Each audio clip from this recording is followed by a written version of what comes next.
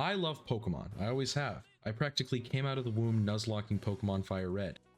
I've beaten so many different challenges and caught so many rare Pokemon, but recently I took on what might be my greatest challenge yet, the Pokemon trading card game video game. For Game Boy. Pokemon trading card game on the Game Boy.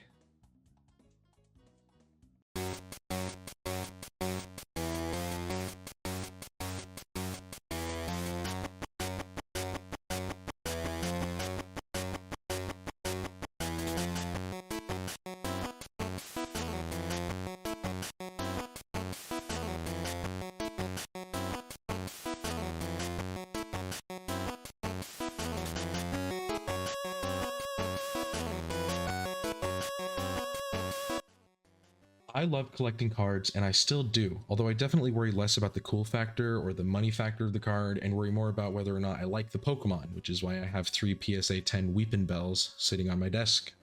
With this perfect knowledge of Pokemon cards, I set out to beat Pokemon TCG for the Nintendo Game Boy. The Pokemon trading card video game is a spin-off of the original Pokemon series where you, trainer guy, get to do all the normal Pokemon shenanigans. You beat the 8 Club Masters, you go on and fight 4 Grandmasters in a weird reverse world version of the normal Pokemon series. The biggest and most obvious change is the use of Pokemon card decks rather than Pokemon themselves, because in this universe they realized that making your best friend and or beloved family pet fight the neighbor's top percentage rat was unethical at best.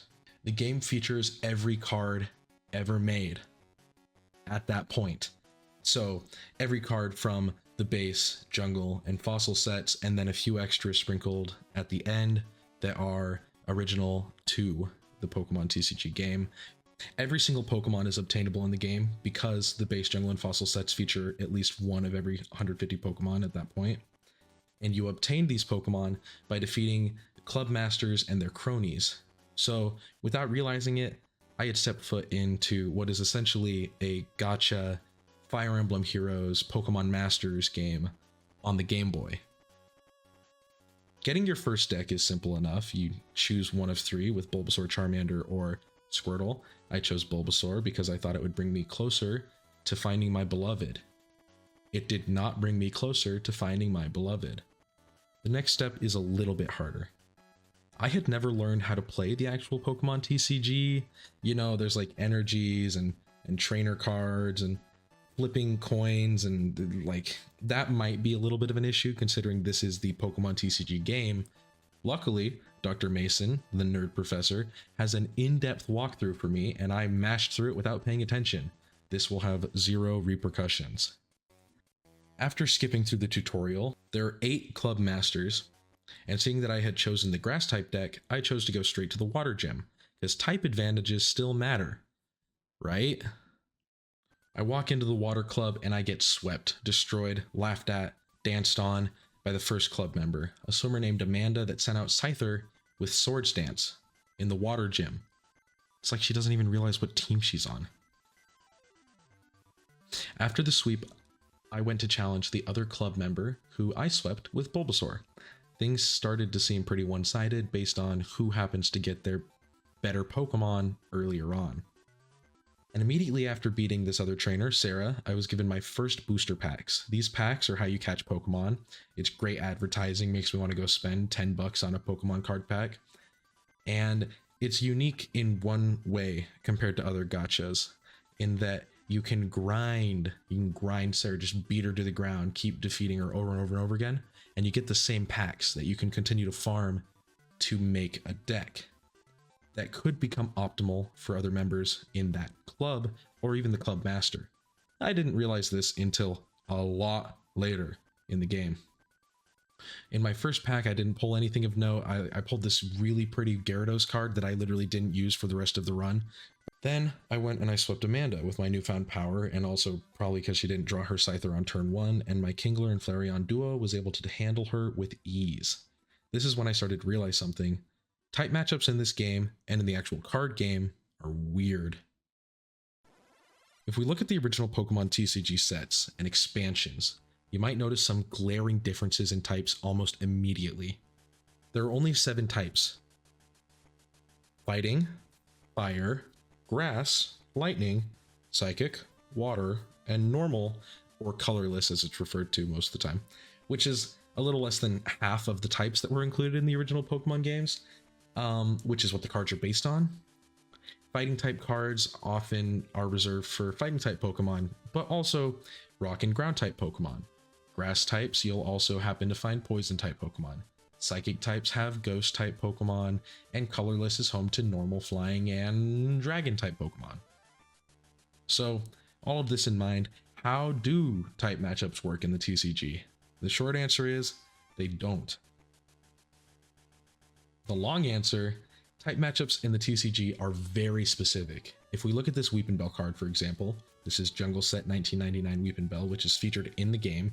It has a weakness down at the bottom of the card, the fire energy. Easy to remember, grass is weak to fire.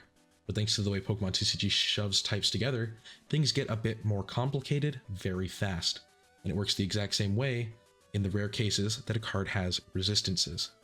So with new type matchup knowledge in hand, we grind Amanda and Sarah to a pulp to get their Voltorbs and Meowths, and then approach the Club Master, Amy. After a bit more grinding to make my deck a bit better, or so I thought, I was able to beat Amanda.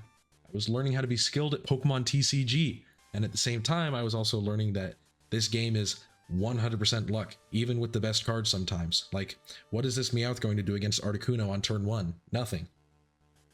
I move on to the Fire-type gym, and after a long and arduous journey, fighting the Fire-type Club Master, Ken from Street Fighter, the Lightning-type Club Master, Isaac from Golden Sun, and the Grass-type Master, Nikki from... With relative ease, I was met with another minor roadblock, the Science Club. Let's switch over to game show mode for a second. If you can tell me what type the Science Club's focus is, you'll win one whole free subscription to this channel. Your available answers are 1. Psychic, 2. Colorless, 3. Grass, or 4. Steel. Did you guess grass?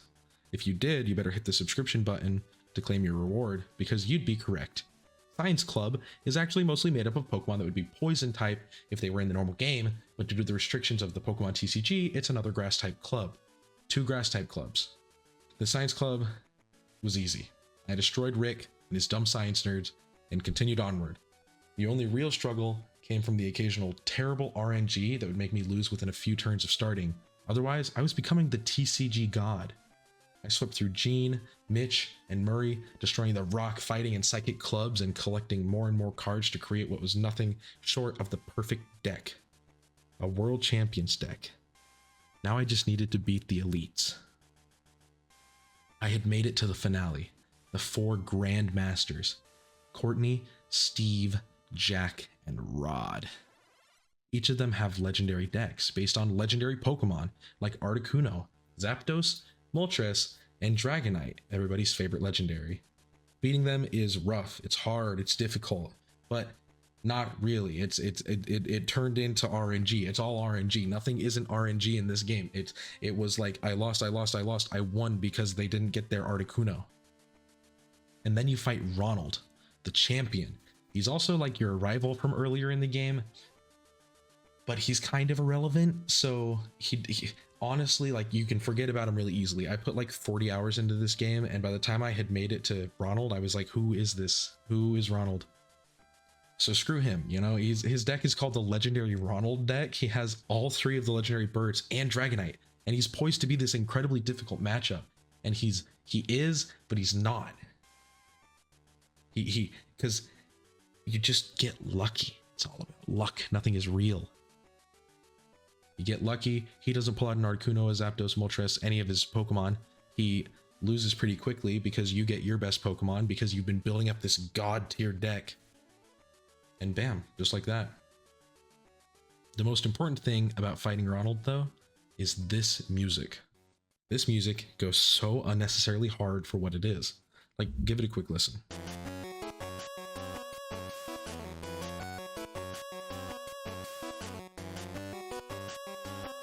music in this game is stellar.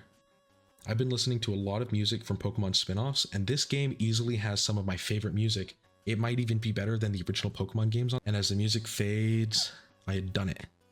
I'd beaten Ronald, I'd taken the crown, I'd become #1, and all of that with a single Weeping Bell card in my deck. Because at the end of the day, what really matters is that you're lucky.